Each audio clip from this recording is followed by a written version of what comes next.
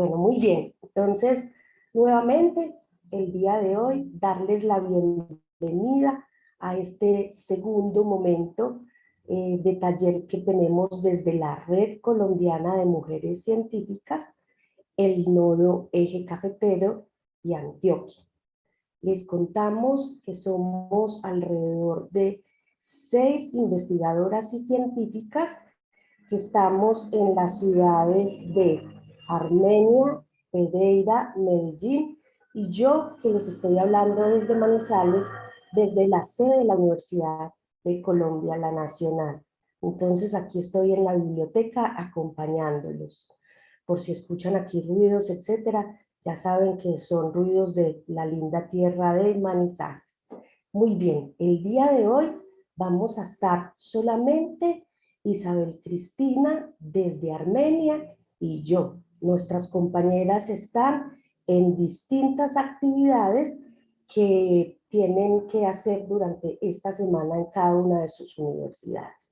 Y nos está acompañando, como siempre, así detrás de cámaras, como se dice en televisión, la doctora Ángela, que es siempre la que nos está acompañando desde la red. Ella es una de las mujeres más representativas de la Red Colombiana de Mujeres Científicas.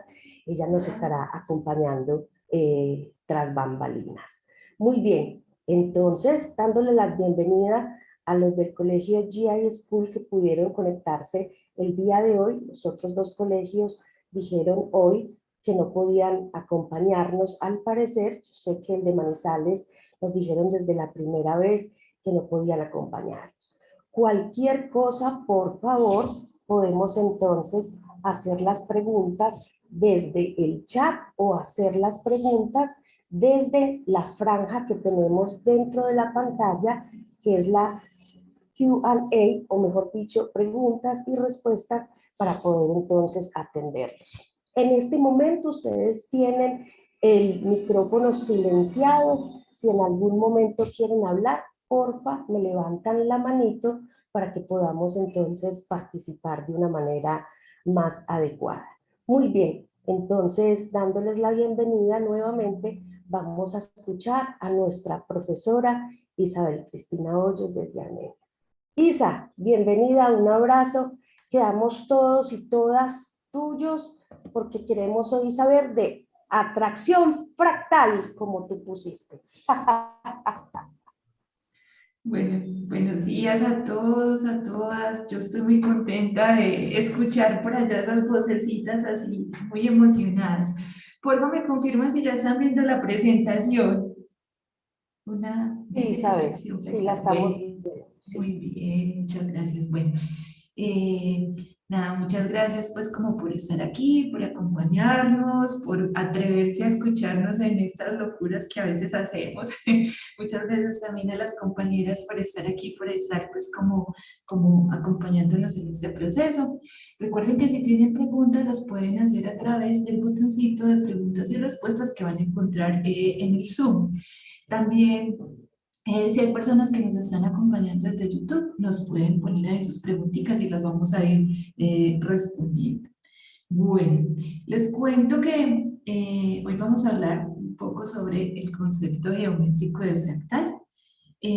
Yo soy profe de física del programa de física de la Universidad del Quindío. Y digamos que lo que les voy a compartir hoy es, digamos, como el resultado de mucho tiempo que he ido pensando sobre las ideas de la complejidad. Y bueno, hoy quiero compartirles una partecita de esto que es como de las que más me enamoran y por eso tiene este título, Atracción Fractal. Muy bien, yo quiero comenzar leyéndoles una pequeña partecita de un texto, un libro de un profe colombiano que tiene un libro que se llama Interacciones Fractales. Y cuando yo leí este párrafito, yo quedé como muy representada. Me sentí que esas palabras representaban lo que yo siento, he sentido y sentí cuando me encontré con los fractales.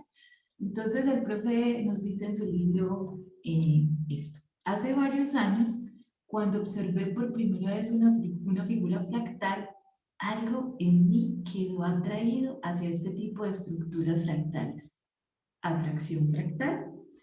Aunque no me siento calificado para definir o caracterizar lo que es hermoso o lo que es bello, al fin y al cabo estos conceptos cambian con las culturas, supe que esa belleza interior me perseguiría. Entonces abordé el tratar de encontrar el por qué y el cómo. Y a mí me pasó lo mismo que le pasó al profesor Gustavo Rubiano. Yo cuando empecé a estudiar estas ideas de la complejidad, cuando me encontré con los fractales, fue así, amor a primera vista, y hoy todavía me encantan, me fascinan y los veo en todas partes. Entonces hoy vamos a hablar un poquito de eso, de cuál es la noción geométrica de fractal. Bueno, y al final les va a quedar la invitación. Los que quieran atreverse a construir sus propios fractales, después nos los pueden compartir y los podemos adjuntar como a este video porque nos quede un recuerdo como una construcción colectiva. Bueno, muy bien. Vamos a arrancar como un poco con la idea del fractal y yo les voy a mostrar primero como un montón de imágenes que comparten algunas propiedades particulares. La propiedad es que cuando nosotros vamos mirando partecitas más pequeñas de estas imágenes, pues nos vamos dando cuenta que pareciera que la estructura se va replicando a distintas escalas. Entonces aquí tenemos el brócoli romanesco, que este año el brócoli ha sido protagonista, porque resulta que la gran pregunta de la física es, bueno, ¿y estas figuras fractales, por qué se dan en la naturaleza? ¿Cuáles son los mecanismos causales que producen que estas estructuras se vayan dando? Entonces, este año hubo mucha actividad con el brócoli, tratando de responder esa pregunta de ¿y por qué es que el brócoli es como es? En términos incluso de su estructura genética. Entonces, el brócoli, a los que no les gusta mucho el brócoli, yo espero que después de darse cuenta de esta fractalidad que exhibe el brócoli, pues se enamoren de él y les guste mucho. Muy bien. Entonces tenemos el brócoli, miren, si ustedes ven cada botoncito como una protuberancia, como una montañita, y a medida que nos vamos acercando a él y vemos un botoncito más pequeño, pues entonces a ese botoncito le van saliendo botoncitos, y esos botoncitos vuelven otra vez y exhiben esa misma estructura como cónica que estamos viendo a gran escala. Aquí al lado derecho estamos viendo la textura de una hoja, la parte del revés de una hoja. Entonces, yo voy a señalar aquí como una porción, ¿cierto? De esta hoja que estamos viendo. Entonces, ustedes pueden ver, seguir con el mouse, el puntito rojo que ven ahí. Entonces, aquí lo que tenemos es como una estructura, ¿cierto? Una estructura que a medida que vamos mirando una escala más pequeñita, pareciera que hay otra estructura como muy parecida. Entonces déjenme ver otra escala más pequeñita. ¿Qué les parece esta? ¿Cierto? Entonces la figurita que tenemos aquí, otra vez vuelve y se repite. Y si miramos una escala más pequeña, ¿qué les parece? ¿Qué les parece esta que tenemos por aquí? Entonces resulta que volvemos otra vez a capturar la misma estructura. Y si quisiéramos ver aún más pequeñito, entonces resulta que volvemos a tener esta misma estructura. Entonces resulta que lo que estamos viendo aquí es que relativamente la naturaleza vamos viendo cómo las formas, a medida que vamos atravesando distintas escalas, van volviendo a parecerse. Las mismas formas van volviendo a parecerse. Bueno, las mismas o pareciditas, ¿cierto? Porque ustedes dirán, no, exactamente no es la misma. No, exactamente no es la misma. Pero sí hay una cierta semejanza y ahorita vamos a discutir cómo se diferencia esos fractales que aparecen en la naturaleza de esos que nosotros podemos producir, incluyendo una regla de iteración particular. Las grietas que se forman en la Tierra por la sequía. Ahora que estamos hablando tanto como de los cambios que está teniendo nuestro planeta, pues esto es una escena que es cada vez más común y cada vez más común la escena contraria, la de las inundaciones, ¿cierto? Entonces, de nuevo, les propongo el ejercicio. Vamos mirando a cierta escala, entonces aquí hay como una estructura de la grieta, pero a medida que vamos viendo escalas más pequeñas, pues entonces van apareciendo estructuras parecidas en esta formación de las grietas de la sequía. Bueno, esta propiedad como replicante que estamos discutiendo aquí también las podemos encontrar en las plantas, las suculentas, algunas, no sé si les gustan las suculentas, que son unas plantitas que ahora se usan tanto, son tan comunes para como decoración de las casas y eso, que son tan bellas y que van teniendo como algunas de ellas una estructura fractal muy parecida. Entonces yo les propongo como una vista alejada, ¿cierto? Aquí como una vista general. Ustedes están viendo ahí como esa estructura como de hojas y vamos acercándonos despacito, cada vez más hacia el interior, una vista más localizada.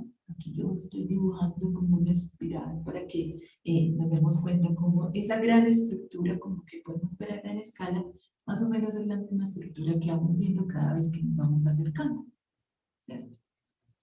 Los cristales de nieve que son tan hermosos y las formas particulares, pues dependen un poco como de las condiciones de presión, volumen y temperatura a las que son creados, pero estas estructuras que vamos viendo por aquí, digamos que obedecen a un proceso iterativo, un proceso de repetición de estructuras, y ahorita nosotros vamos a poder hacer nuestra propia versión de los cristales de nieve. ¿Qué les parecen los helechos?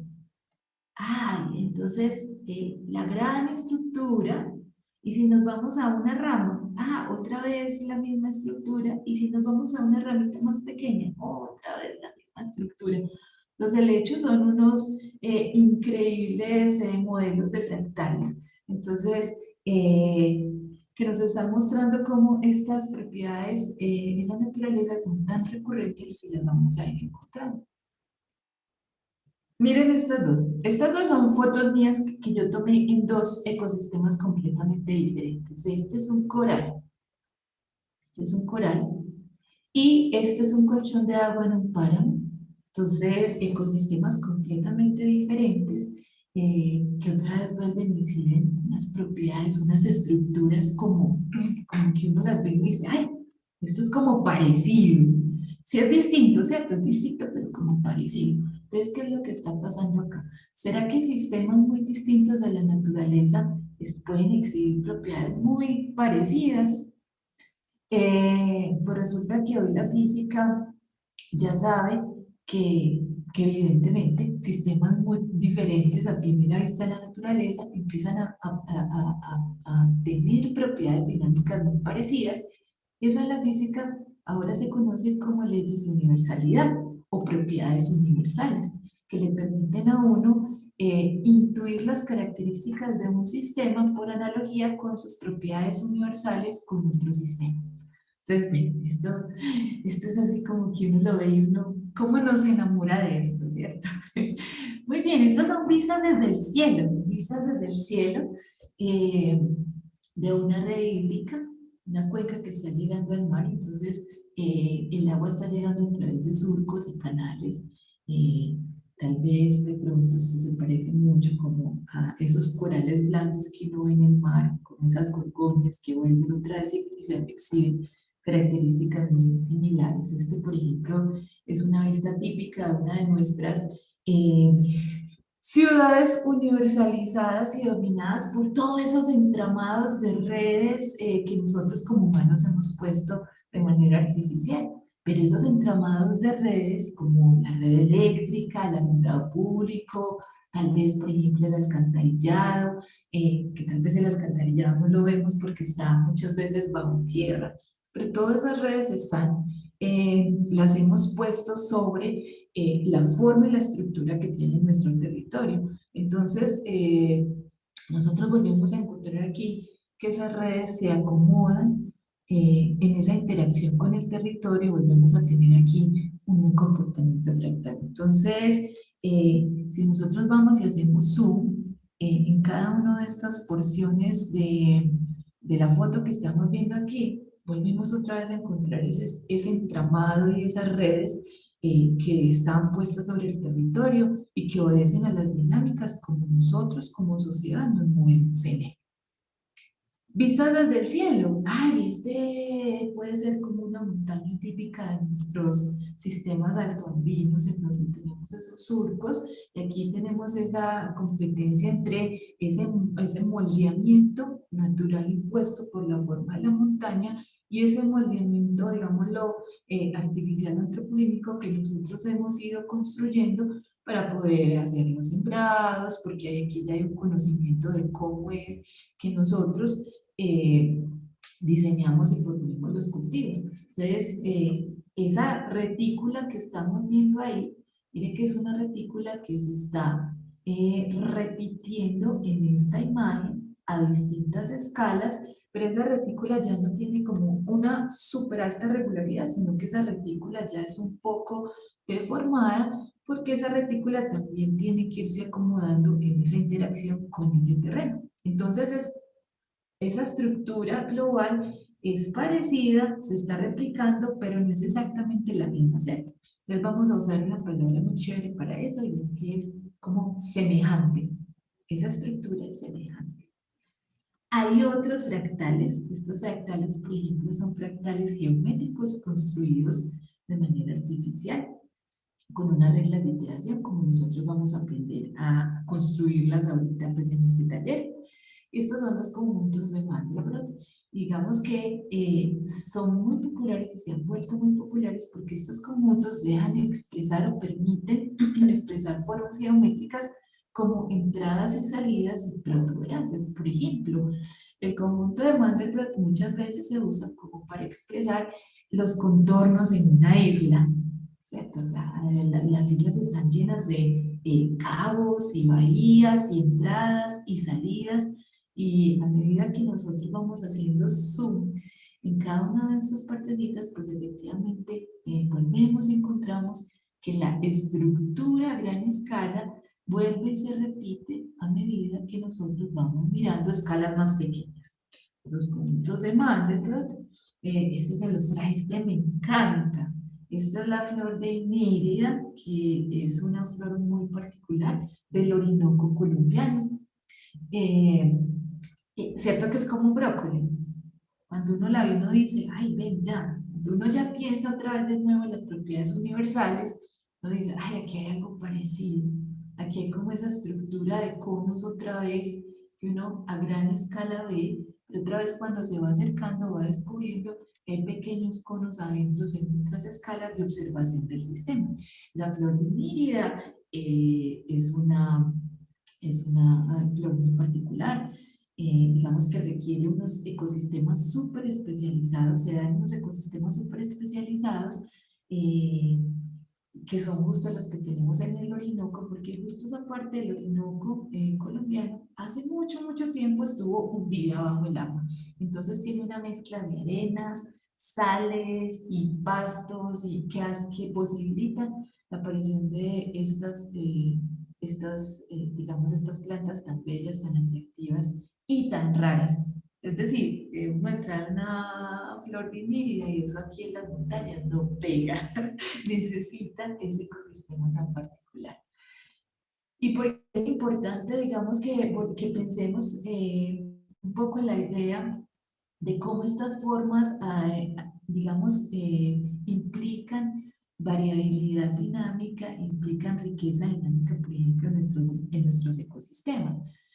Porque resulta que hoy nuestro planeta está atravesando un momento crítico en el que estamos perdiendo la posibilidad de esos ecosistemas, y si perdemos la posibilidad de esos ecosistemas, no se trata únicamente del paisaje o ¿cierto?, de la estructura, que esto se vuelve más feo, se trata de que también perdemos posibilidades de la vida, posibilidades de la variabilidad de la vida en el planeta.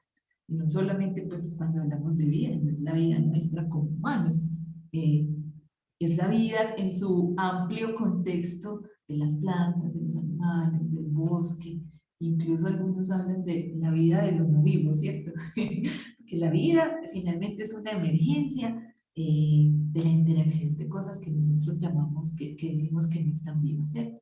Partículas y moléculas. ¿Qué les parece un bosque visto desde el cielo? Esto es como una conífera, ¿cierto? Y otra vez volvemos a tener esa estructura de autorreplicante como tan evidente y tan hermosa. Podemos hacer también nosotros fractales matemáticos. Estos fractales que ustedes están viendo aquí son fractales que fueron hechos o construidos con un programa de computador. Después vamos a mirar algunos porque algunos de ellos tienen nombres muy particulares. Este es como el arbolito de Mandelbrot. Este se llama el triángulo de Sierpinski. Y por aquí este es como el cubo de Sierpinski. Entonces ustedes ven que este cubo, le estamos quitando por aquí un cubo, pero si nosotros vemos otra escala más pequeña, pues aquí tenemos otro cubo al que le estamos removiendo un cubo. O sea, hay un mecanismo con el cual estas figuritas están siendo construidas. Y estos se llaman fractales matemáticos, son muy regulares. La regla de iteración, digamos, es una regla de iteración geométrica muy regular. Porque los fractales matemáticos que uno hace en el computador, pues no están interactuando con el ambiente, no están negociando con otros sistemas para poder, digamos, acomodarse y finalmente estructurarse en una configuración geométrica particular. Este es un arbolito, miren qué chévere. Entonces, aquí hay un cuadrado y este es otro, estos otros dos son cuadrados, pues entonces miren que aquí hay una recurrencia. Y los cuadrados ya están orientados de una manera donde las esquinas del cuadrado coinciden con las puntitas del otro, pero entonces ya es como más bien un rombo, ¿cierto? Y entonces otra vez les pido que se concentren en un cuadrado particular. Ay, miren lo que volvió a pasar. Entonces tenemos de nuevo un cuadrado más chiquito, o más bien dos, porque vienen en pareja, ¿cierto? Vienen en pareja. Dos que se han dispuesto con una cierta orientación de manera que las puntitas van a coincidir aquí en las puntas del cuadrado más grande, ¿cierto? Y bueno, y eso va pasando de manera que vamos construyendo eh, una estructura geométrica que al final, lo que vamos a llamar el fractal, es como el proceso de haber hecho muchas iteraciones con esa cierta regla. Muy bien, ¿de dónde viene la idea del fractal? Si ustedes piensan un momento en las palabras de Mandelbrot, que son las que tienen aquí, en Mandelbrot, que es como digamos el que propone la idea del fractal. Mandelbrot nos dice que, pues, que las nubes no son esferas, que las montañas no son conos, que las costas de la playa no son círculos, que la corteza de los árboles no es lisa, no es un cilindro, que el tronco de un árbol no es un cilindro, y que los rayos no viajan en línea recta, ¿cierto? Los rayos de las tormentas eléctricas. Mandelbrot nos dice que la naturaleza está dominada por formas fractales, y si usted piensa 2 segundos de eso, pues claro, eso es obvio, ¿cierto? O sea, lo que nos está diciendo Mandelbrot es obvio. Pero resulta que en ese pensamiento clásico de la física, en ese pensamiento clásico estructurante y organizador de la física, pues resulta que, seguro ustedes que ya, los que ya están viendo física, los profes les dicen, imaginemos que tenemos una masa y entonces la masa es como un puntico, ¿cierto? Porque resulta que la física clásica, la mecánica clásica nos ha permitido, de alguna manera, simplificar todas estas rarezas que encontramos en la naturaleza, simplificar las figuras geométricas regulares. Seguramente usted sabe que la corteza, o sea, que el tronco de un árbol no es un cilindro, pero ¿será que un cilindro es un buen modelo geométrico para describir la corteza del árbol? De pronto sí, pero si justamente yo lo que estoy interesado es en describir cómo es esa interacción de la corteza con el viento, con el agua, con el ecosistema que tiene alrededor, la temperatura incluso es determinante, por ejemplo, en el crecimiento de las plantas. Entonces, tal vez esa versión simplificada del árbol ya no nos sirva. Y lo que Mandelbrot nos está diciendo es, bueno, si usted quiere realmente estudiar la complejidad del mundo, pues entonces eh, hay que prestar atención a los detalles. Hay que prestar atención a los detalles. Pues ahí tenemos nuestra montaña, ¿cierto? Y entonces nuestra montaña podríamos simplificarla como un cilindro, perdón, como un cono, de esta manera. Pero si realmente lo que mi objeto de estudio, en lo que yo estoy interesado, es en estudiar cómo es esa rugosidad, cómo es esa, cómo son las protuberancias y, por ejemplo, cómo esas protuberancias ayudan a que el agua corra sobre una montaña y se produzca algo como una red hídrica. Entonces resulta que voy a estar necesariamente obligado a estudiar su estructura real. Y su estructura real, pues en el mundo de la complejidad, cae en términos, o la podemos describir como una estructura fractal. Vamos a ver de qué se trata todo esto, ¿cierto? O sea que la clave de la geometría fractal, ¿cuál es ese asunto clave para nosotros ir a describir lo que es un fractal? Entonces, consiste en detenernos en los detalles. Es decir, los detalles importan. Muy bien. Norma, no sé si tenemos por ahí preguntitas hasta el momento. ¿Cómo vamos? No, señora, no tengo preguntitas, Bueno, muy bien. Sí, pero ya. está bien que podamos parar para ver si quieren hacer alguna preguntita. Bueno, sí, ¿cómo vamos hasta aquí? Si hay preguntitas, las podemos ir poniendo, ya saben, en el chat. Voy a abrir el micrófono. Ya hizo.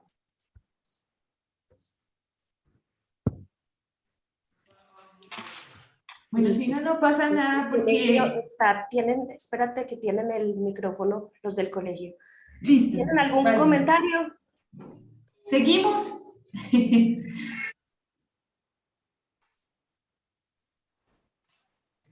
Ya hay school.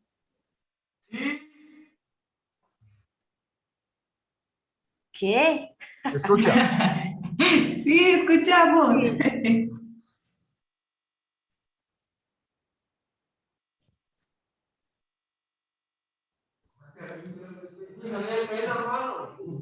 Los cogimos a quemarropa, no, tranquilos. Pueden ir elaborando la pregunta y nos la cuentan apenas estén. Los cogimos como asustados, ¿o qué? nos están escuchando. Sí, Sí, sí. Dice, no, acá todos muy bien. Podemos continuar. Perfecto, listo. gracias. Vale. Bueno, entonces cuando tengan preguntitas, simplemente nos cuentan por el chat o, o nos piden para que les podamos activar el micrófono. Muy bien. Entonces, el gran mensaje que queremos, que llevamos hasta aquí, es que esa estructura fractal es una emergencia de revisar los detalles de la naturaleza. Y la gran pregunta es, pues, porque si ustedes lo piensan un poco, estas formas regulares, por ejemplo, las casas en las que vivimos, que son así como cubos, ¿cierto? Las paredes muy planas, pues digamos que son como estructuras anómalas de la naturaleza, salvo de pronto, no sé, las abejas o algunos insectos, pues es raro encontrarse, por ejemplo, que, digamos, otros animales, otros seres vivos distintos a los humanos, pues usen como esa regularidad en las formas que producen. Eh, que digamos que también en estas formas fractales también hay una optimización en términos de la eficiencia de ciertos procesos. Entonces, no es raro que estas sean las formas que dominan el mundo real de la naturaleza. Muy bien, yo quiero presentarles por aquí como la idea de cómo estos fractales son importantes porque estos fractales empiezan a inscribirse en un gran marco de la física que se llaman los sistemas complejos. Y cuando hablamos de los sistemas complejos, pues estamos imaginando esos ciertos sistemas que ya no podemos describir con ciertas abstracciones que a veces hacemos desde un pensamiento clásico mecanicista de la física. Y yo les traje aquí dos frasecitas que encuentro muy interesantes. Entonces, esta primera es de John Locke, de un libro que se llama un ensayo que tiene que ver con el entendimiento en el pensamiento humano. Y miren lo que dice en esta frase. Las ideas a las que nombro complejas se componen de varias ideas simples que se juntan. Las ideas que él dice que son complejas son esas como la belleza, la gratitud, un hombre, un ejército, el universo. Me encanta esta frase porque habla de las ideas. Y resulta que cuando nosotros estamos en el marco de la física, cuando estamos en el pensamiento de la física se trata de esas ideas que nosotros usamos para describir el mundo. A veces uno como que cuando está estudiando física dice, no, esto es de matemáticas, esto es pura matemática. No, no. Ojo que la física no se trata de eso. Las matemáticas es un lenguaje bueno, ¿cierto? Útil para la física porque nos permite calcular, porque nos permite predecir, porque nos permite contrastar. Pero la esencia pura de la física son las ideas de cómo, con las ideas que usamos para describir el mundo. ¿Cierto? Ahí viene otra partecita que es, bueno, esas ideas como las vuelvo modelos, como, y ahí es donde entran las matemáticas y son muy útiles. Pero entonces, lo que nos está diciendo lo que en esta frasecita es que la complejidad se trata de esas ideas que usamos para comprender el mundo. Entonces eso implica que nos tenemos que parar en un marco distinto, implica que tenemos que entender el mundo con sus interacciones, con sus enormes posibilidades de variabilidad. Y les traigo otra. Miren la fecha de este libro, 1690.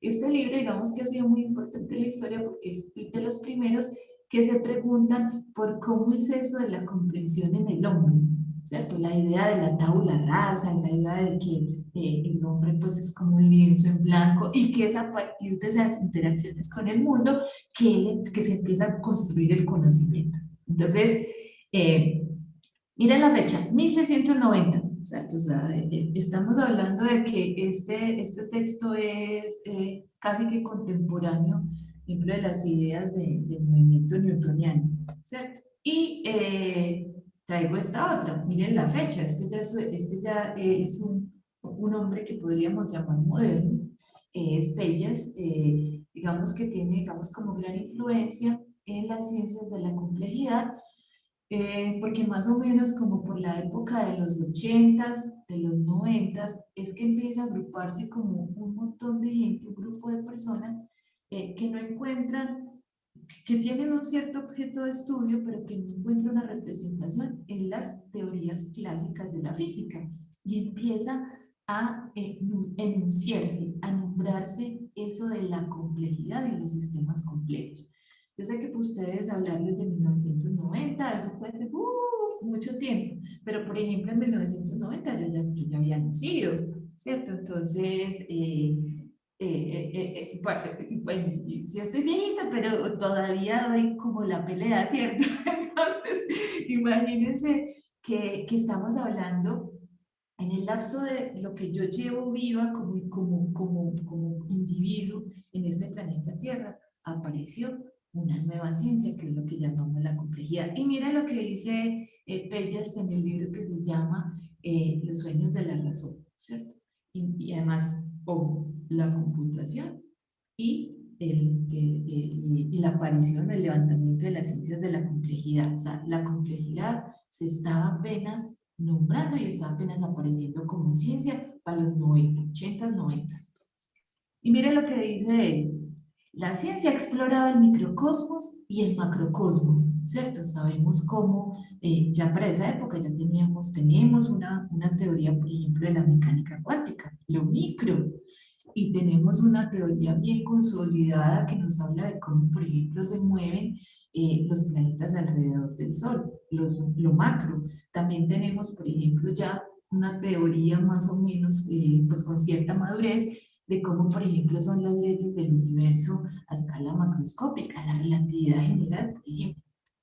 Eso son teorías que ya la ciencia ha explorado y que ya la ciencia no quiere decir que ya están listas, ¿cierto? Toda la ciencia siempre está como en un proceso de permanente construcción.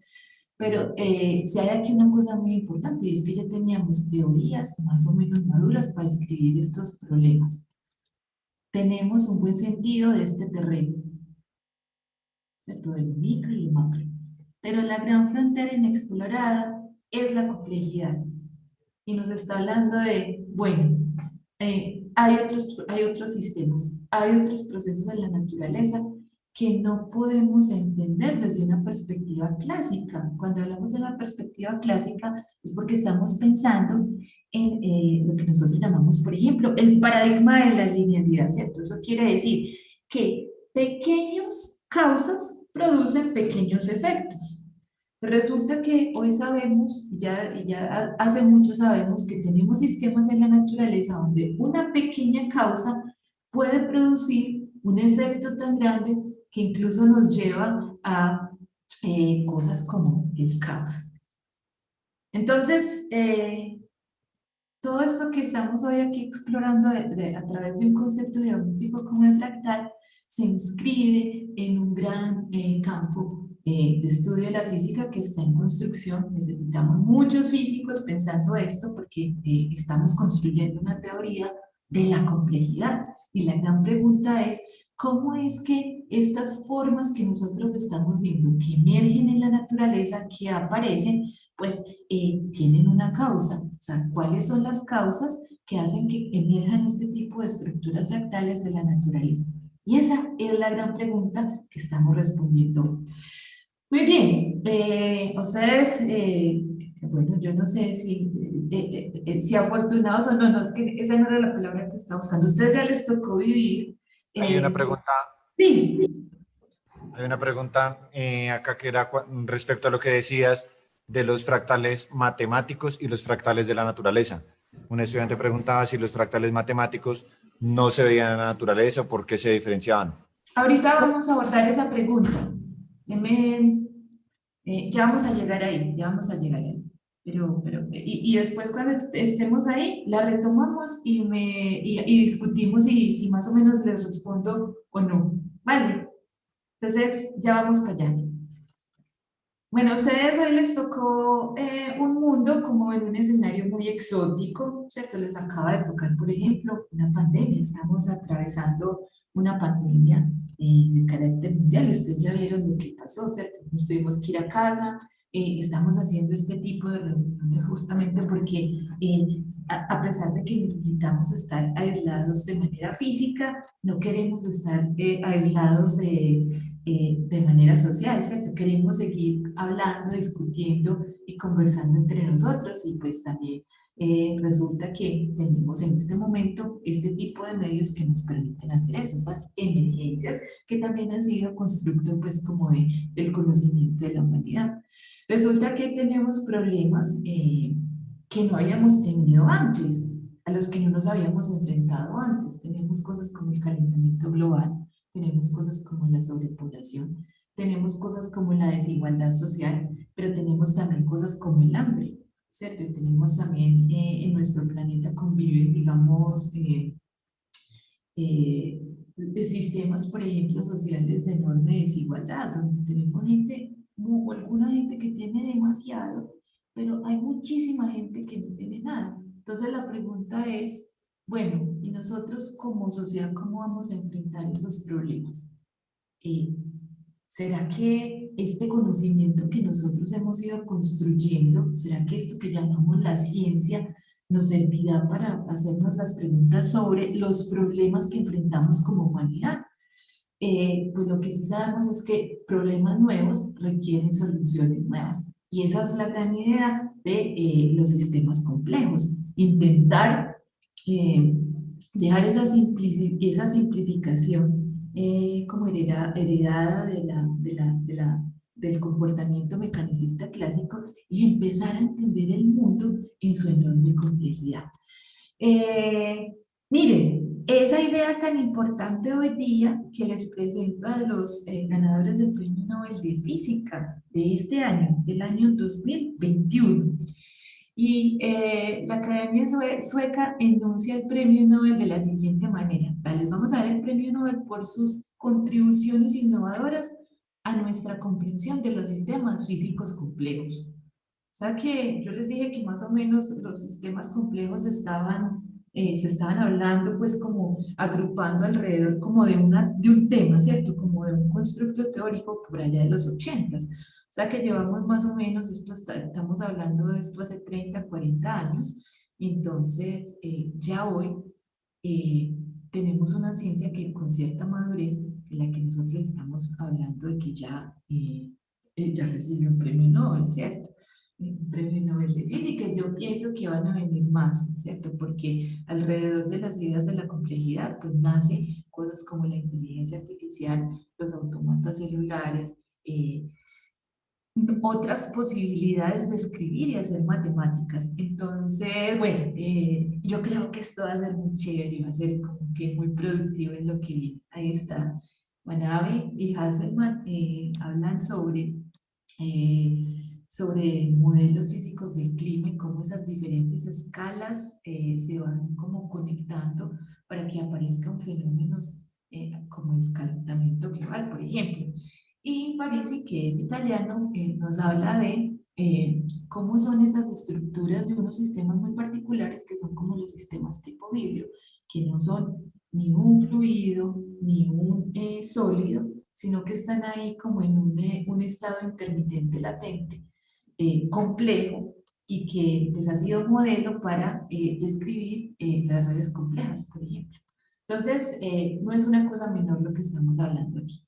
Y les quiero presentar a dos chicas que para mí han sido unas maestras. No las conozco a ninguna de las dos. Nunca las he visto, nunca me he encontrado con ellas en ninguna parte, pero es increíble cómo, o sea, como en mi propia visión del mundo y en mi propia forma de hacer física, digamos, han sido como muy influyentes. Entonces, la primera de ellas es Melanie Mitchell. Bueno, yo en la universidad a veces doy como estos cursos de complejidad y uso, por ejemplo, su texto. Y Melanie Mitchell es una mujer maravillosa, se los recomiendo para que ustedes la vean y la escuchen hablar, busquen en YouTube Melanie Mitchell después. Y ella, digamos que ha sido una como de las pioneras en los algoritmos, en ciertos algoritmos de inteligencia artificial que se llaman algoritmos genéticos. Y Melanie Mitchell hace muy poco, en esta entrevista que les pongo aquí, nos está diciendo, bueno, muy bien, las inteligencias artificiales son una realidad del mundo, funcionan, hacen la tarea, pero necesitamos entender cómo es que la inteligencia emerge en la inteligencia artificial. Necesitamos entender cómo, o sea, necesitamos usarlas para entender cómo es que la emergencia, la inteligencia o el conocimiento son una emergencia en los humanos. Entonces, mire la pregunta tan increíble que nos pone Melanie. Bueno, listo, ya esto funciona y ahora necesitamos entender cómo. Y la otra chica que les traigo aquí para presentarles se llama Roberta Sinatra. Eh, Roberta, digamos que tiene un trabajo increíble en todo lo que tiene que ver con redes complejas. Y Roberta Sinatra es la primera autora de un artículo que salió hace unos 6 años ya, donde hacía un análisis de cómo había evolucionado la física en el último siglo. Y en este análisis que ella hace un análisis de redes, además, nos muestra cómo es necesaria la idea de la complejidad para poder producir nuevo conocimiento. Y que ese conocimiento es un conocimiento de lo que podríamos llamar más fructífero. Ellos usan esa palabra ahí. Y hablan de una cosa que me encanta, que son las nuevas físicas. Entonces, un poco como cuando yo empecé como mi trayectoria académica y hacer mi propio trabajo de investigación, había como una sensación de soledad, porque es que no había más gente haciendo esto. Entonces, por eso es que ellas han sido como mis compañeras, porque a través también como de leerlas y de entender lo que están diciendo, pues entendí que esa física que hacía, si era física, y si era una física necesaria, y si es una física que hay que hacer. Bueno, y un poco la invitación para ustedes es también como que ojalá esto les emocione y de pronto nos acompañen en ese proceso de hacer nuevas físicas. Ahora sí, ¿qué es un fractal? Y entonces podríamos como en este parrafito resumir lo que es un fractal. Un fractal es una figura geométrica que se construye a partir de un proceso iterativo. Iterativo, ahorita vamos a ver lo que es. Una vez, 2 veces, 3 veces, se va aplicando de manera iterativa una cierta regla para que emerja esa figura geométrica. Entonces, en ese proceso iterativo se realizarán divisiones sucesivas de alguna forma geométrica precursora, a la cual se le aplica alguna regla de transformación. Esa figura geométrica precursora puede ser una figura muy sencilla, como una línea recta, como un cuadrado, como una circunferencia, como un cubo. Y vamos a empezar a transformarla de manera reiterativa a través de alguna regla. ¿Qué va a pasar al final? Que cada pequeña copia de la figura es en sí mismo una réplica de la figura inicial. Entonces, vamos a mirar más o menos el mecanismo, cómo construir fractales. El mecanismo es el cómo, ¿cierto? Entonces, vamos a tener una figura inicial, definimos una regla de transformación, entonces la figura inicial, la figura inicial entra, es lo que primero llega, le aplicamos una regla de transformación a esa figura, el resultado es una iteración, y en esa iteración lo que vamos a tener son réplicas de la figura inicial. Y esas réplicas van a entrar de nuevo a esta maquinita de hacer fractales porque le vamos otra vez a pasar por esa regla de transformación. De manera que esa ya sería la segunda iteración. Entonces, lo que nos van a quedar a la salida, que son esas réplicas de la figura inicial, otra vez las metemos a la maquinita de hacer fractales. Entonces, ya es claro lo que es un proceso iterativo, ¿cierto? Entonces, hacerlo una vez, la salida vuelve otra vez y le pasa la misma regla de transformación, lo que sale vuelve otra vez y le pasa la misma regla de transformación. Vamos a mirar un ejemplo, entonces ahora sí, ya como en materia, cómo funciona esto con un fractal muy famoso, que es el conjunto de Cantor. Entonces, mire cómo funciona el conjunto de Cantor. Figura inicial, vamos a tomar un segmento de línea recta de alguna longitud arbitraria, 10 centímetros, 5 centímetros, 1 metro, una longitud arbitraria cualquiera. Y miren la regla, entonces la regla es que vamos a tomar la figura, ¿cierto? Inicial, el segmento de línea, y lo vamos a dividir en 3 partes iguales. Y vamos a remover el segmento que queda en la mitad. Entonces miren la línea, segmento de línea, regla, cojo el segmento, lo divido en 3, ustedes ven ahí que hay unas rayitas punteaditas que están diciéndonos en dónde es que hay que dividir, y después entonces removemos el segmento de la mitad. Esa es la regla con la que vamos a construir este conjunto de Cantor. Entonces ahí llevamos la primera iteración, ¿cierto? En la primera iteración. Este es el resultado de la primera iteración. Pasamos la figura, le dimos una vuelta por la máquina de hacer fractales. Entonces tenemos una primera iteración. Ahora, después de que hicimos esta primera iteración, resulta que tenemos 2 réplicas de la figura inicial. ¿Cómo quedó réplicas de la figura inicial? Se idea, nos quedaron 2 segmentos, un segmento por aquí y un segmento por aquí. Y ahora esos segmentos, ¿qué escala tienen?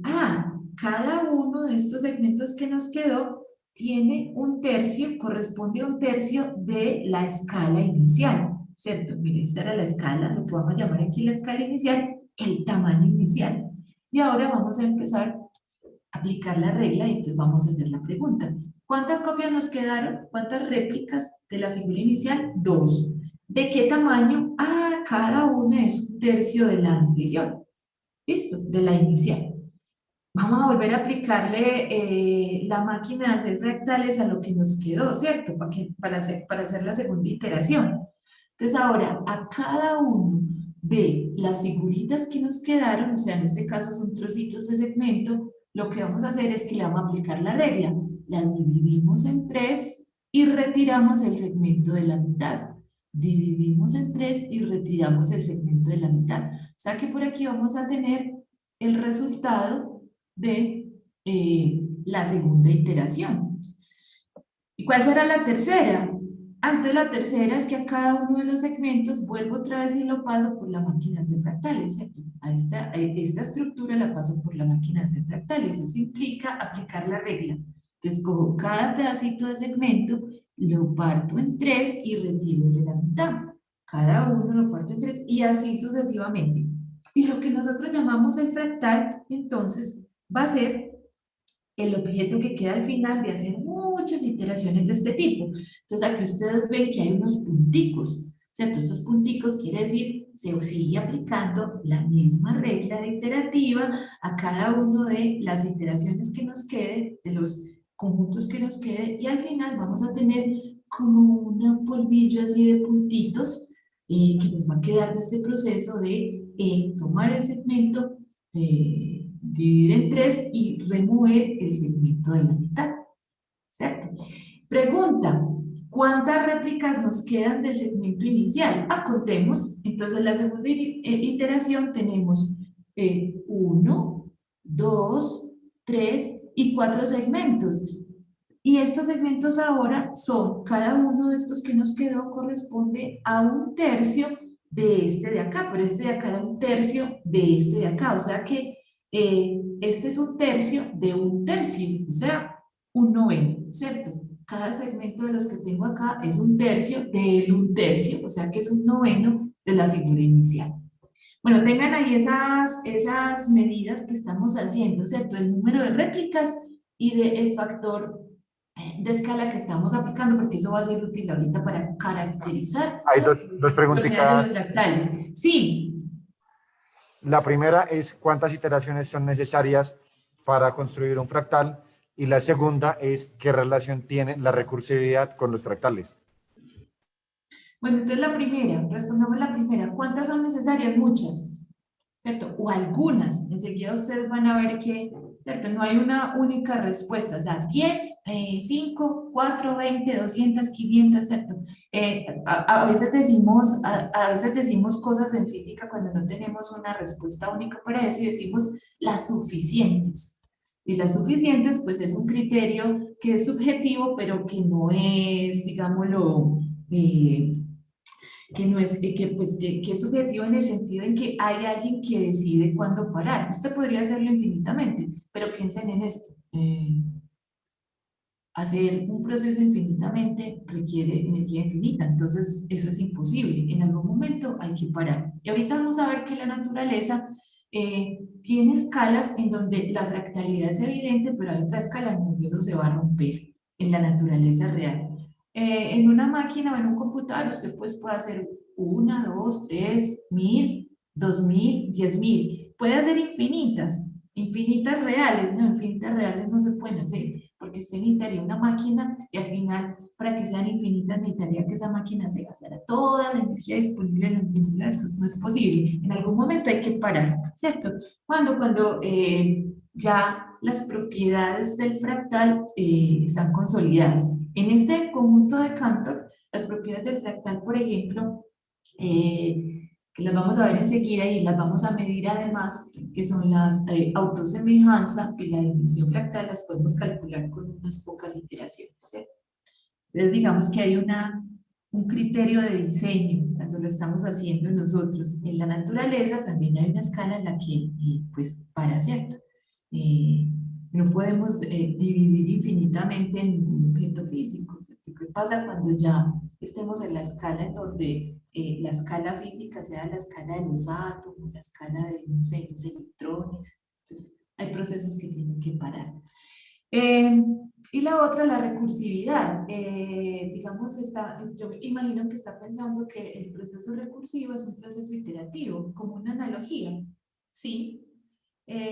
Hacer un proceso iterativo es aplicar otra vez de nuevo una cierta regla. Entonces hay como una cierta ciclicidad, una cierta recursividad. Estamos haciendo recurrentemente un proceso. Entonces, de alguna manera, podemos considerarlas como palabras sinónimas. Muy bien. Sí. Y también te preguntan si siempre es una serie similar que 2, 4 y que si sigue así. Vamos a ir avanzando y ustedes yo mismos van respondiendo a la pregunta. Yo creo que aquí la podemos responder, ¿cierto? Miren lo que pasa con este. Este es otro fractal. Este fractal es la curva de Cook. Entonces, miren la regla. Vamos a aplicarla despacito para que ustedes también vayan como infiriendo cuál es el siguiente paso, ¿cierto? Entonces, figura inicial, tenemos un segmento, pero cambió la regla. Miren la regla. La regla es que vamos a coger cada segmento, lo vamos a volver a dividir en 3 partes iguales, ¿cierto? Pero ahora no vamos a retirar la parte de la mitad, sino que la parte de la mitad lo vamos a reemplazar por los dos lados, como dos lados de un triángulo equilátero, ¿cierto? Cada uno de estos lados mide 1/3 del segmento inicial. Entonces, mira, aquí ya cambió la regla es completamente diferente a la que teníamos ahorita en el conjunto de cambio. Entonces, miren el resultado de la primera iteración. Entonces, parto otra vez en 3, parecido, en eso se parece, pero ya ahora no simplemente remuevo el de la mitad y lo dejo así, sino que lo reemplazo por los lados de un triángulo equilátero. Y estos lados de aquí van a tener una longitud de 1/3 de la longitud inicial, ¿cierto? Entonces, en la primera iteración, ¿cuántas copias del segmento inicial tenemos? Contemos, entonces tenemos, por aquí quedó un pedazo de segmento, ¿cierto? Un segmento 1, por aquí hay otro 2, por aquí hay otro 3, por aquí hay otro 4. Entonces ahora tenemos 4 copias del segmento inicial. Y cada copia del segmento inicial, ¿qué escala tiene? ¿O por qué factor de escala lo tenemos que multiplicar? Pues resulta que cada copia, cada segmento, mide 1/3 del segmento inicial. Entonces, reto, ¿cómo queda la figura? ¿Cómo quedaría la siguiente iteración, la segunda iteración? ¿Cómo queda la segunda iteración? A ver, entonces, ¿cuál sería la segunda iteración? Cogemos cada segmento que tenemos aquí. ¿Cuántos es que tenemos? 1, 2, 3, 4. Y le aplicamos la misma regla. Entonces, a cada segmento lo partimos en 3 pedacitos y el segmento de la mitad lo reemplazamos por los lados de un triángulo equilátero. Ahora, ¿de qué longitud? Pues de 1/3 de este pedacito. Pero este de 1/3 de este, o sea, de 1/9 del pedacito anterior. Entonces vamos a ver cómo nos queda. A ver si esta imagen sí es la que esperan ustedes encontrar.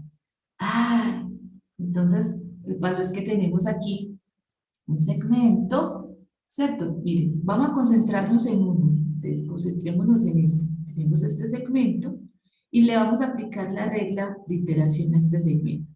Parto en 3 y el de la mitad lo reemplazo por los lados de un triángulo equilátero.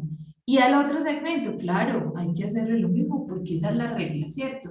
Entonces, miren el otro segmento, lo parto en 3 y, miren, lo parto en 3 y el segmento de la mitad lo reemplazo por los lados de un triángulo equilátero y cada lado mide 1/3 del segmento inicial, que verá este. Para esta iteración partimos de este segmento, ¿cierto?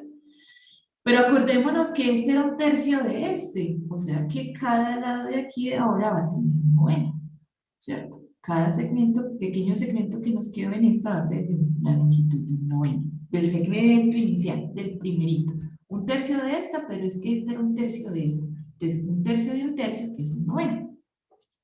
Y vamos a contar cuántos segmentos nos quedaron en la segunda iteración, ¿cierto? Vamos a tener 1, 2, 3, 4, 5, 6, 7, 8, 9, 10, 11, 12, 13, 14, 15, 16. Entonces ahora tenemos 16 copias de cada segmento, ¿cierto? Bueno, reto, tarea para la casa. ¿Cómo sería la tercera iteración? ¿Cuál es la figura geométrica que nos queda después de la tercera iteración? Esa es para la casa, es para la casa. Muy bien, miren, ¿por qué son útiles? Entonces ahorita yo les hablaba de las islas de Mandelbrot, pero esa curva de Koch se ha usado mucho para modelar, por ejemplo, cómo es el borde de las líneas de costa. Unos científicos dicen, es que las líneas de costa, ¿cierto? Esas bahías, vamos a seguir las bahías, y esos cabos que van saliendo por aquí, y otra vez una bahía, y un cabo, y una bahía, y un cabo, ¿cierto? Y así sucesivamente, pues pareciera que expresan como ese mecanismo que hay ahí en la curva de Koch. Usted ya está diciendo, bueno, eso se parece, pero eso es diferente. Claro, porque resulta que los fractales que aparecen en la naturaleza no solamente viven, o sea, no se producen como una regla de computador, que esa regla de computador está ahí, no está cambiando, y en el computador no hay viento, ni hay huracanes, ni hay lluvia, ni hay erosión, ni nada de esas cosas, ¿cierto? En el computador no hay nada de esas cosas. Entonces, sería interesante si uno pudiera incluirle ese tipo de procesos a la producción, a la regla que produce el fractal. En la naturaleza, por el contrario, pues sí está, en la naturaleza, la línea de costa no solamente pues, tiene el oleaje de la costa, sino que además hay otro montón de procesos que van haciendo que esa fractalidad sea una fractalidad más o menos, ¿cierto? Que no sea perfecta como la que nosotros tenemos en el computador. Entonces, mientras que esta propiedad de los fractales que hacemos teóricos, que hacemos con reglas que producimos nosotros en un computador, por ejemplo, o sea, la podemos hacer aquí a mano, pero también podríamos hacerlas con un computador. Cuando son muchas, muchas, muchas, pues ya, ¿cierto? Toca acudir como a otras herramientas, que son las herramientas, por ejemplo, computacionales. Pero entonces, en esas reglas, hay una propiedad que son auto similares, mientras que cuando estamos hablando de los fractales de la naturaleza, esa propiedad se modifica un poco y se dice que son autosemejantes. Parecen lo mismo, ¿cierto? Parecen lo mismo, pero esa sutileza del lenguaje nos está hablando de que efectivamente hay unas figuras que se producen con una regla que alguien inventó, mientras que hay otras figuras que se producen por interacciones que están dándose en el mundo, que son interacciones de hecho que ocurren en el mundo. Muy bien, les voy a traer estas otras y ustedes ya mismo, estoy segura que ya adivinan cuál es la regla, ¿cierto? El copo de nieve, yo les hablé ahorita de los cristales de nieve. Entonces, miren, figura precursora, un triángulo, regla. Entonces, me paro en cada uno, bueno, eso es un triángulo, este por ejemplo es un triángulo equilátero, ¿cierto? Me paro en cada uno de los lados, divido entre 3 y vuelvo y completo un triangulito. Se parece a la curva de Koch, ¿cierto? Pero la curva de Koch partía de un segmento de línea, mientras que ahorita este copo de nieve pues va a partir, el objeto inicial es un triángulo equilátero. Entonces, la regla está muy fácil y ya sabemos cómo va a ser el siguiente. Entonces, cada triangulito que me quedó, miren cuántos triangulitos me quedaron, los pequeños triangulitos que me quedaron, vuelvo otra vez y me paro en cada uno de los lados, divido entre 3 y le sale un chichón, ¿cierto? Le sale un triangulito. De manera que vamos produciendo de manera iterativa un copo de nieve. ¿Se parece a un copo de nieve o no? ¿Se parece al que les mostré al comienzo? Muy parecido al que les mostré al comienzo. El triángulo de Sierpinski, el que les hablé también, que se lo mostré ahorita. Entonces, miren cómo se produce, cuál es la regla detrás de este fractal. Tenemos un triángulo, ¿cierto? Y vamos a remover un triángulo, ¿cierto? Cuya base está del lado contrario de la base del triángulo inicial. Entonces, removemos un triángulo, ¿cierto? Y a cada uno de los triángulos que nos van quedando, los triángulos rellenitos, porque este triángulo inicial era un rellenito, ¿qué hacemos? Volvemos y le quitamos un triangulito con esa regla, ¿cierto? De que la base del triángulo que vamos a remover es contraria a la punta de arriba del triángulo anterior. Entonces, vamos creando una figura muy interesante, que es un triángulo de Sierpinski. Podemos seguir haciéndolo otras veces. Entonces, ¿hasta cuándo podríamos hacerlo, por ejemplo, en papel? Hasta que casi que ya no podamos ni dibujar, ni coger con el borrador y borrar un triangulito. Árboles. Miren, vamos a construir árboles con las reglas fractales. Entonces, ¿de dónde parte esto? Mire cómo cambia aquí la regla. En un pedazo de segmento. Y aquí tengo que definir lo que es arriba y lo que es abajo, ¿cierto? Porque los árboles saben lo que es arriba y lo que es abajo. Los árboles tienen las raíces abajo y tienen la copa de los árboles y las ramas y las hojas arriba. Entonces vamos a definir lo que es arriba y lo que es abajo, ¿cierto? Lo que es abajo va a estar por aquí y lo que es arriba va a estar por aquí. De manera que yo voy arriba de este segmento y hago una bifurcación. Entonces, le pego otros dos segmentos con cierto ángulo. Aquí usted dice, eso era parecido como ahorita que dijimos que un triángulo, sí, ¿cierto? con cierto ángulo, y entonces voy a pegar dos segmentos por acá. Entonces cada segmento de estos otra vez tiene definido lo que es arriba y lo que es abajo. Ah, bueno, cada segmento de estos es un medio del segmento inicial. Listo, cada uno es un medio del segmento inicial. Y entonces, a la siguiente rama, entonces otra vez, ¿qué es lo que es arriba? Arriba y abajo. Entonces, arriba le pego otra vez una bifurcación, un par de ramas que tienen un cierto ángulo y entonces, y que tienen una extensión, una longitud de la mitad de la anterior. Entonces, usted ya está pensando, pero ¿por qué tendría que ser un ángulo fijo? No, usted podría, por ejemplo, intentar un fractal en donde usted vaya modificando, por ejemplo, el ángulo, ¿cierto? Esos fractales van a ser, de nuevo, figuras geométricas que siguen ciertas reglas, pero entonces ya las vamos a ver un poquito distorsionadas de este que tenemos aquí, ¿cierto? De manera que iterativamente puedo ir produciendo una figura que al final pues, va a ser como un árbol, ¿cierto? O sea, va a parecer muchísimo un árbol. Pero también podemos hacer ramas. Miren esta rama, por ejemplo. Esta es otra forma de crear ramas. Entonces tengo un segmento, parto en tres, uno y dos, ¿cierto? Parto como en tres segmentos y miren lo que vuelvo y hago.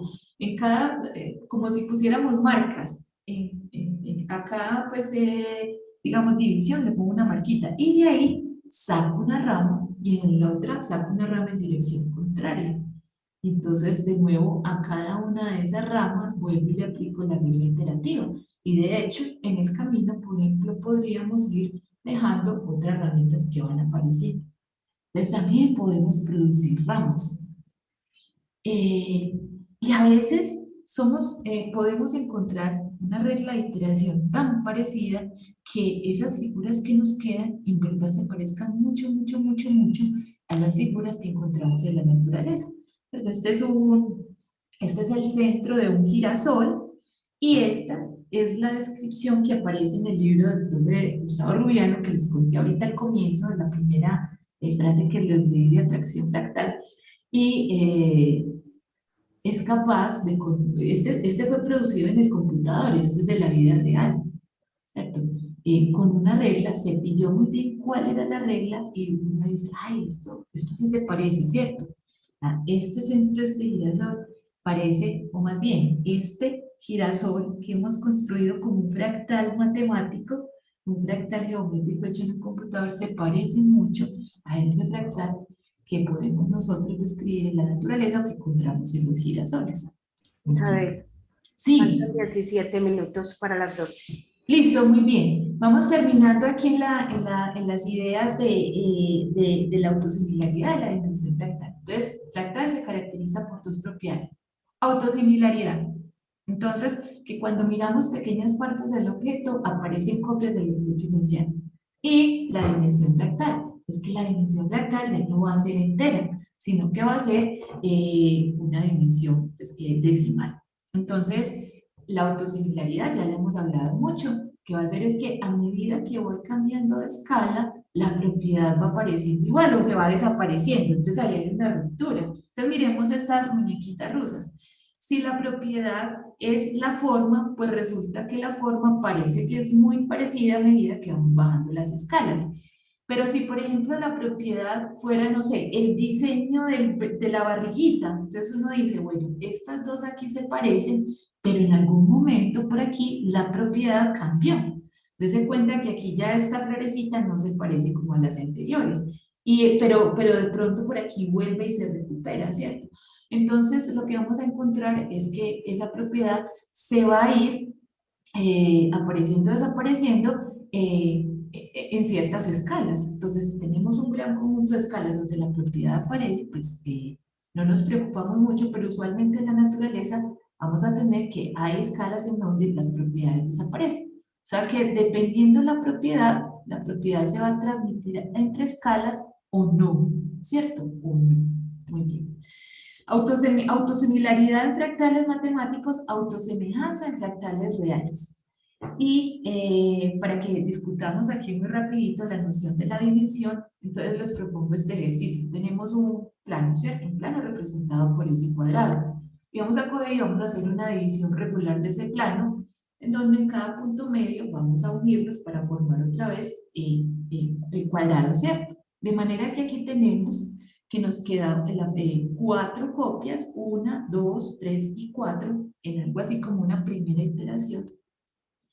Y aquí tuvimos que dividir, o sea, la longitud, el lado de cada uno de estos cuadros, de estos cuadraditos es un medio. Entonces, miren, la palabra aquí clave es el 2, ¿cierto? Tuvimos que dividir entre 2, porque es un medio, la longitud del cuadrado inicial. Entonces, aquí vamos a decir que m es lo que llamamos el número de copias y r es el factor de escala. Podemos hacer lo mismo, pero cambiando la división. Vamos a dividir por 3. De manera que cuando dividimos por 3, ¿cuántos cuadritos nos quedan? Contemos, 1, 2, 3, 4, nos quedaron 9. Entonces tenemos 9 copias y tenemos un factor de reducción de escala de 3, porque ahora cada lado lo tuvimos que dividir por 3 del objeto original. Entonces aquí llega una pista muy interesante. Mira, 2 a la 2 es igual a 4. Acuérdense que 2 a la 2 es 2 por 2, es igual a 4. Y al otro lado, 3 a la 2, o sea, 3 por 3 es igual a 9. Entonces aquí parece que nos está quedando una regla. La regla es que si tomamos el factor de escala y lo elevamos a un número de, eso va a ser igual, un número arbitrario, eso va a ser igual al número de copias. En este caso nos apareció un número muy interesante, que es el 2. Resulta que el 2 es la dimensión del plano. Muy bien. ¿Cómo encontrar de aquí D? Porque acuérdense que D es la idea de la dimensión. D contiene la información de la dimensión. Y entonces ustedes ya se acuerdan de los profes de matemáticas. Necesitamos tomar logaritmo. Entonces vamos a tomar a la ecuación D que acabamos de encontrar, de R a la D, le vamos a tomar el logaritmo.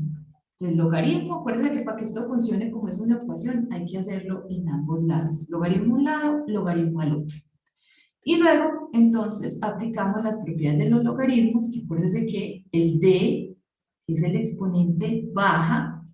A mí el profe Santiago me dijo que ustedes ya sabían logaritmo, ¿cierto? Entonces, el D baja, entonces podemos despejar la cantidad D. Entonces, miren, la dimensión la vamos a escribir como el logaritmo natural de n. N es el número de copias dividido, ¿cierto? Pasamos a dividir logaritmo de R, lo pasamos a dividir, dividido el logaritmo natural del factor de escala.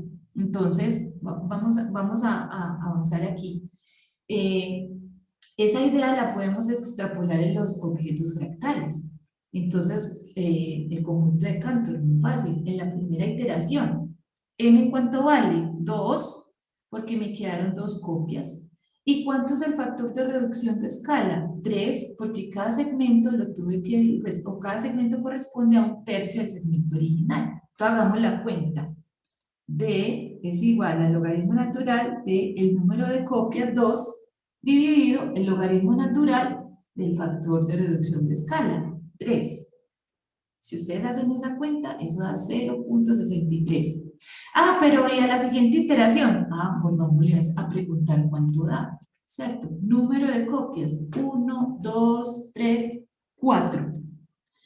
Factor de escala, antes acuérdense que cada uno es un tercio de un tercio, o sea que el factor de reducción de escala es 9, porque cada segmento de estos tenemos que dividirlo, o corresponde a un noveno del segmento inicial. Hagamos la cuenta. Logaritmo natural de n, que en este caso es 4, dividido el logaritmo natural de 9, y vuelve y da 0.63. Bueno.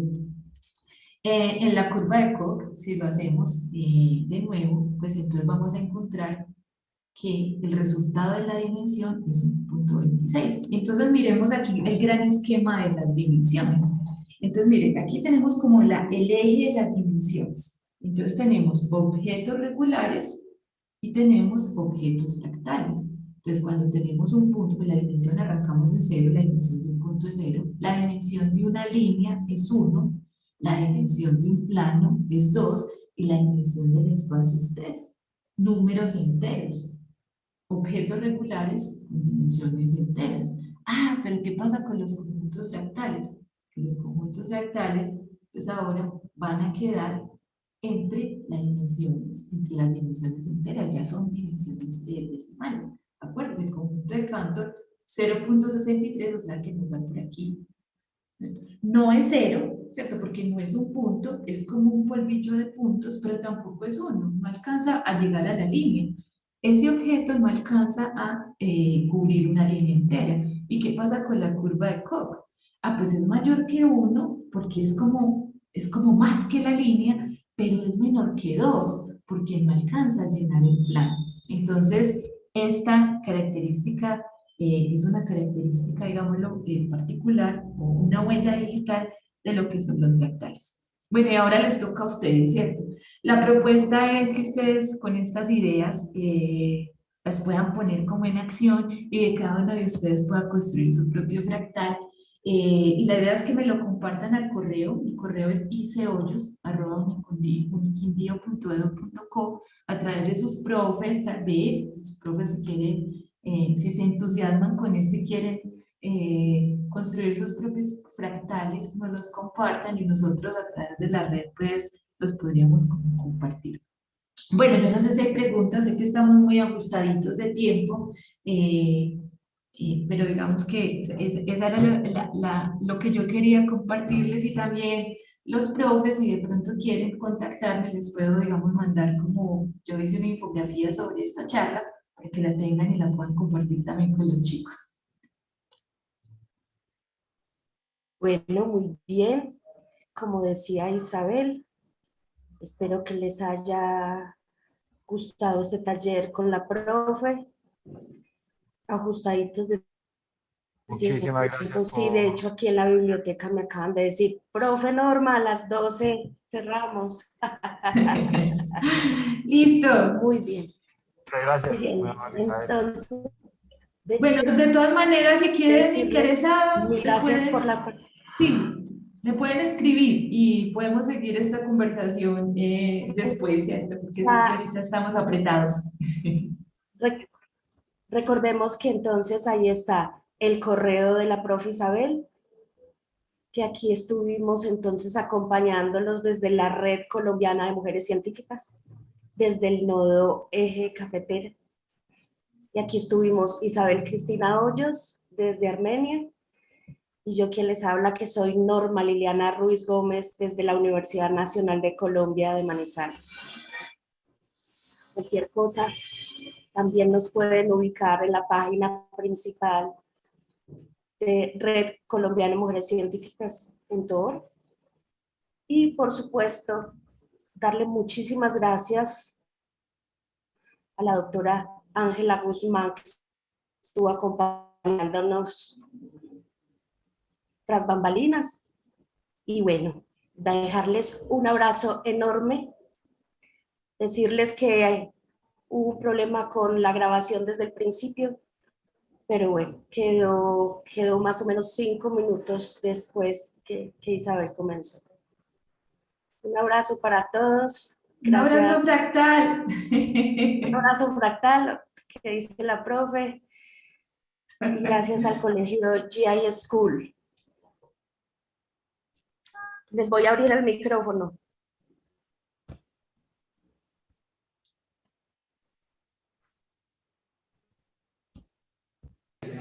Muchísimas gracias.